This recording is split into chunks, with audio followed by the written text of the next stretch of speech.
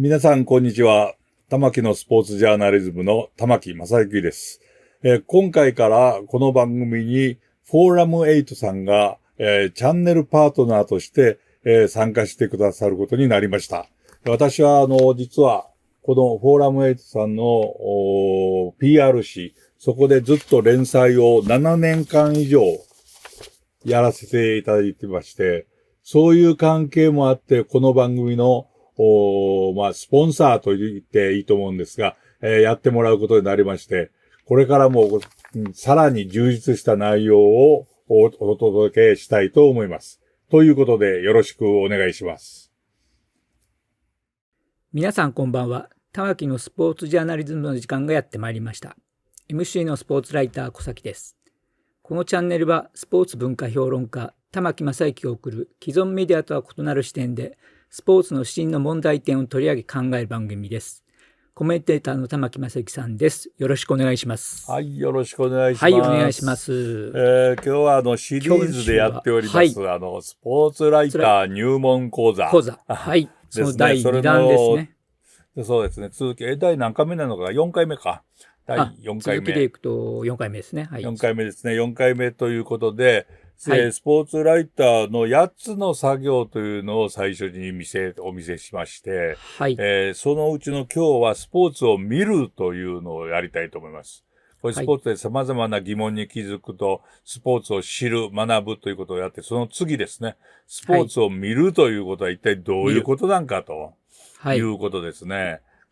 これ、スポーツ見るって言ったら、それこそ大谷のね、打席を見て、ホームラン打った、うわ、すごいって、それも見てることになるんですけども、スポーツライターはそれではダメですよね。やっぱり見るっていうのは、自分の、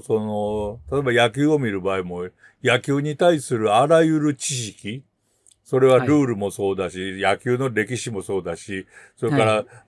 ドジャースを見てるならば、メジャーリーグの歴史もそうだし、大谷を見てるならば、大谷の小さい頃からの育ったこともそうだし、どれだけ頭に入ってるかっていうことで、見え方っていうのは全然違ってくるわけで、その見方っていうのはやっぱり、基本はやっぱりきちんと身につけておかなければいけないっていう、これは常識として、もしもスポーツライター的な作業をやりたいという人だったら、もう知識は必ず身につけておいてくださいっていうのは言いたいですね。それともう一つ、これ、間違えそうなのは、例えば、サッカーのワールドカップを見ようということは、これは可能でしょうか？あるいはもっとわかりやすくなら、俺はオリンピックを見に行きますっていう時に、オリンピックを見るということは可能でしょうか？難しいですね、オリンピックは。ね、難しいですね。行けば行くほど難しいでね、近づくほど。そうですね。オリンピック行った見てみるとわかりますよね。オリンピックは、それこそ、これは、東京オリンピックの映画を作った市川崑さんに聞いた話ですけれども、市川崑さん、駒沢競技場でサッカー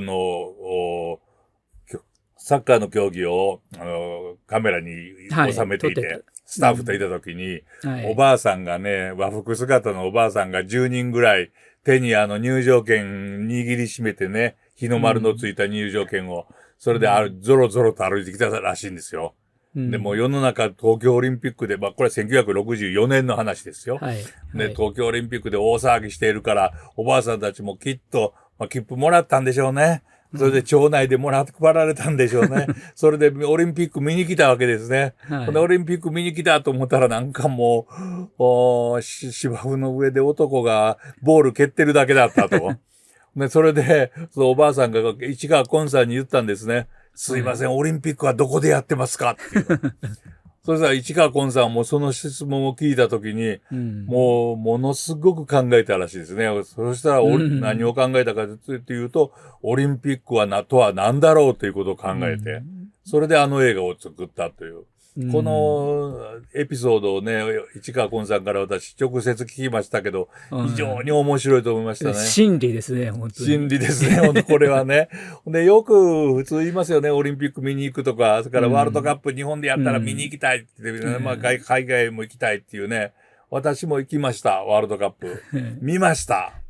ワールドカップを見たっていう実感があったのは、ドイツとブラジルの決勝を新横浜の駅から競技場まで、今の日産スタジアムですね、歩いていく途中、その途中にいっぱいいた外国人の物売り、もうなんていうか偽物のユニフォームとかね、偽物のバナーとかね、いっぱい売ってるわけですよね。それを、バッジとかね、それを片っ端から見たときに、ワールドカップの中にいるっていう気にはなりましたね。面白かったですね。僕もオリンピック行くと、ここ何回かずっと行ってますけど、行くともう、その目の前の競技しか分かんないんですよね。そう。あと何が起こってるのかさっぱり分からなくて。さっぱり分からない。逆にね。日本選手が活躍してるとか聞かれても、いや見てないし分かんないし、テレビでもやらないし、向こうでは。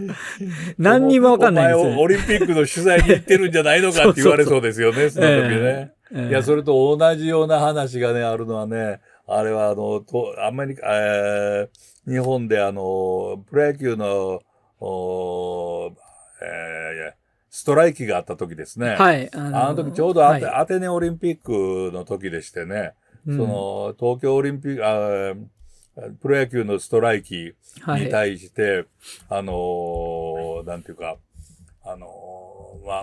アテネオリンピックがあったりもした時に、偶然サッカージャーナリスト、サッカーライターの、金子さんと、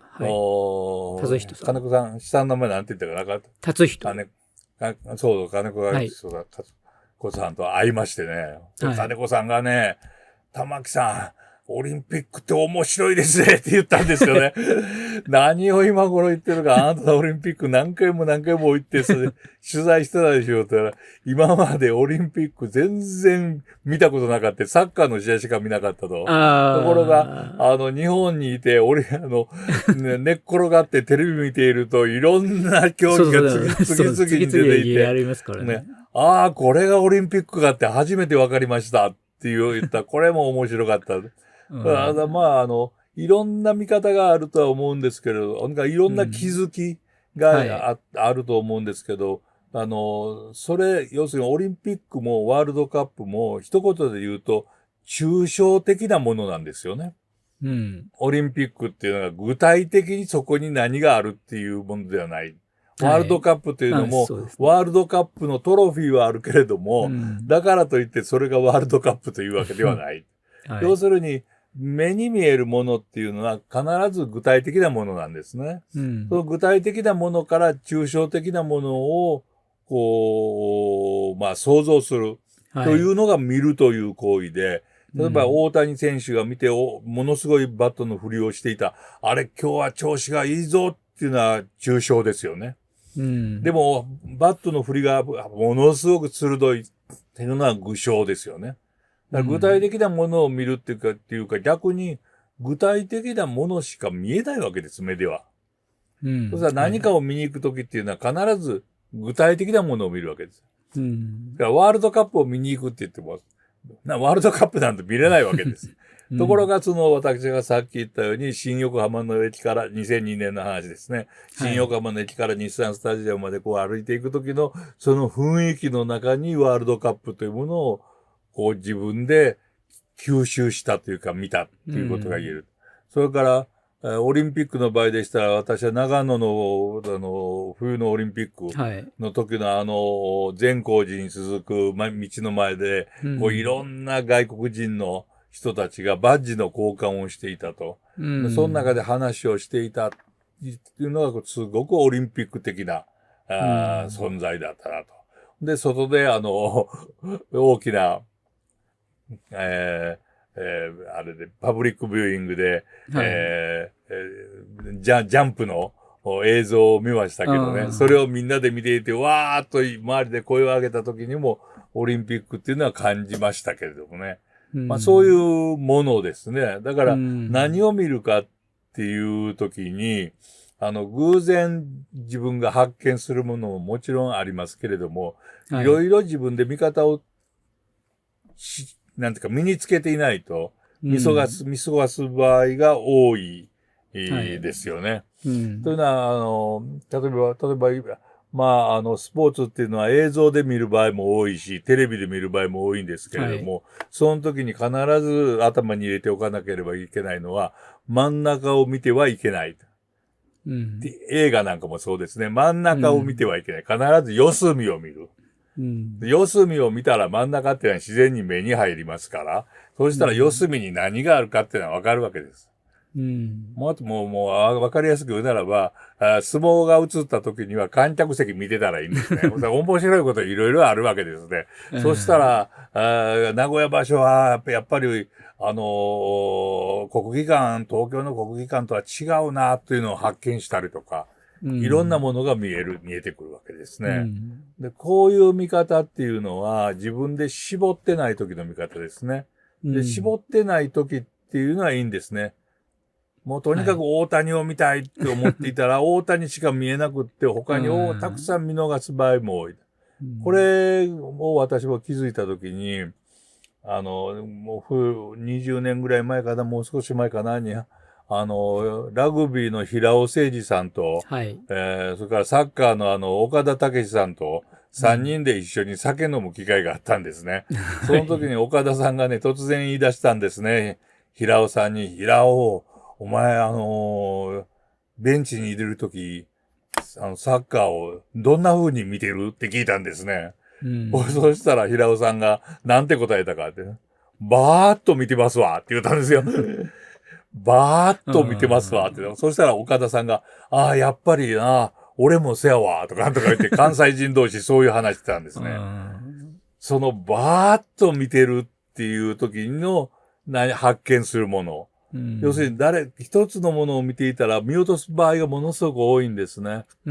これはやっぱり一つ頭に入れておかないといけない大事なことではないかなって思うんですね。それと見るっていうことは先ほどもちらっと言いましたけれども、自分のあらゆる知識であるとかあらゆる経験っていうものが見ることに反映するわけですね。ですからそれがないと見ることはできないわけですよ、はっきり言うと。というのは、ある男、例えば、ローマ帝国のことを何も知らない男が、ローマに行ったところで、それでフォロロマーノを見たところで何にもわからんわけですね。なんだこれは古い遺跡か、っていうだけの話です。だから、スポーツのことも何もいろいろ知った上でスポーツを見るっていうのは、これはもう当たり前のことで。ただ、なかなかそれを身につけることはできないので、まず、スポーツを取材したいなとか、見たいなと思うときには、自分は何も知らないけどっていう前提を頭に入れた上で見た方がいいですね。なるだけ一つのことに絞らずに、バーッと見ると。でバーッと見てたら面白いものも目に入ってくるっていう場合がある。っていうようなところ、これがスポーツを見るというところの、はっきり言うと極意かなという感じも私はしていますね。だから、野球場なんかで私も若い時取材をよくした時には、記者席にじっと座ってるのは絶対嫌でしたね。絶対移動しましたね。絶対移動しないと分からないですよ。日本シリーズの取材なんかしてたらね、やっぱり自分が雑誌記者だっていうような、立場もありますから、何対何で誰が勝って、どのような試合結果になったというのを詳しく知る必要がない人間として、今日はどんな戦いを、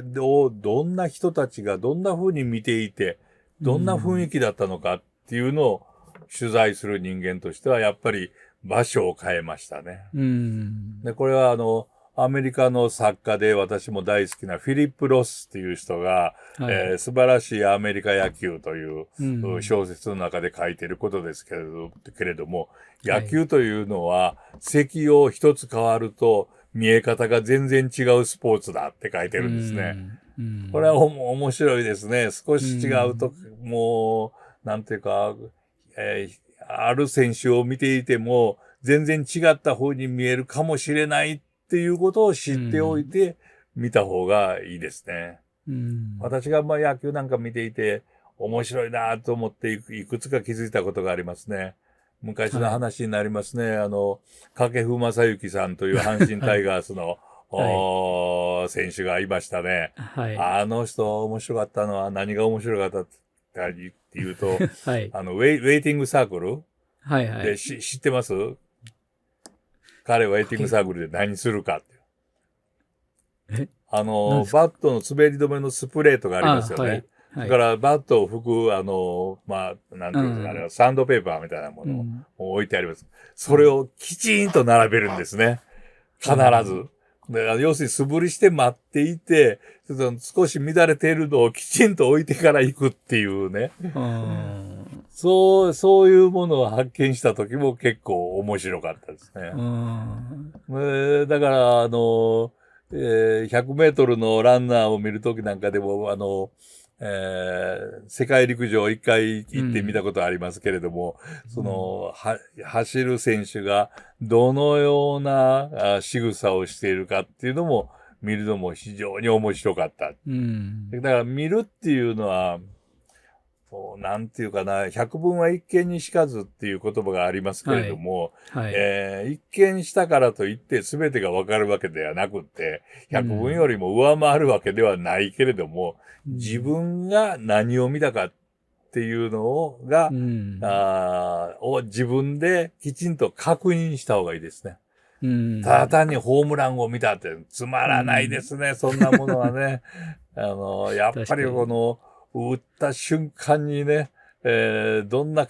形でいたかとかっていうような、だからその時、ナイターだったら、ナイターで、ドーム球場でなかったら、お月さんはどの辺にあったかとかね。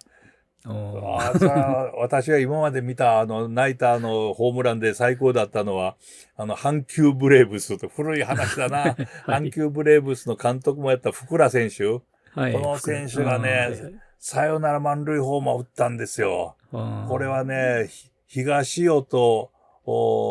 山田の古い話だな。東尾と山田の最後の投げ合いの試合だったっていう時にね、サヨナラ満塁ホームをスコーンと打った時の、西宮球場のレフトの上にあった満月。あれ以上美しい野球の、なんていうか光景っていうのは、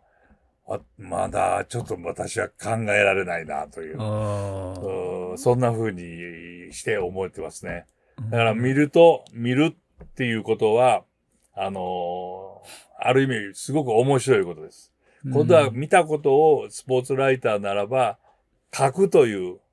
ことに置き換えがなきゃいけない。あるいはまたスポーツカメラマンならその一瞬を捉えなきゃいけない。というのはまた別の作業としてまず見る。という時には、知識とか経験をどれだけ蓄えているか、あるいは蓄えてないか、ということを頭に入れて、バーッと見る。というのが一番大事な取材の仕方であると私は思います。僕もオリンピック行った時は必ず地元の人にどう思ってるか聞きますね。そのオリンピックに対して。私はオリンピック関係ないわとか言う人もいますよね、多分ね。ほとんどそういう意見が多いですし、なんか儲かってる人は、いいよいいよみたいなことも言うし、それが聞くのが一番面白いって面白いですね。そのオリンピック取材ではね。さっきちょっと一つ言い忘れたことで言いますと、ワールドカップ、新横浜の駅から決勝ですね、日産スタジアム行くまでに、食堂がいくつかあったんですね。一つにも入ったことあるんですけど、ブラジルの、応援団というか、ファンですね。が、ブラジルの帽子かぶったりして、10人ぐらいで家族連れみたいな、とか、家族と友達連れ、みたいなのに座ってたんですね。ずーっと座ってるんですね。ヌードルを食べた後も。で、お店の人に聞いたら出て行ってくれないって言うんですよね。で、私もポルトガル語なんて喋りませんから、ちょっと喋れる人にちょっといろいろ聞いてみたら、面白かったですね。前菜やと思ってたんですね。出てきたものうどんを。うどん。で、これからメインディッシュが出るというふうに思っていたっていう。まあ、そういう面白いこともありましたね。と言って、いろいろ取材するっていうのは楽しいことだということで、見る。というあらゆるところを見ましょう。見る面白さに気づきましょう。ということにしましょう。はい。ということでよろしいでしょうか、小崎くん。はい。はい。わかりました。皆さんご覧いただきありがとうございます。はい。次回は今週のテーマ、スポーツライター入門講座第2弾のエピソード2、スポーツライター講座その5、スポーツを聞く、スポーツの何をどのように聞くのかです。それでは皆さん。次の話はすごいですね。スポーツを聞くんですからね。要するにインタビューをどうするかという話をします。どうぞご期待ください。それでは皆さん、次のエピソードでお会いしましょう。さようなら。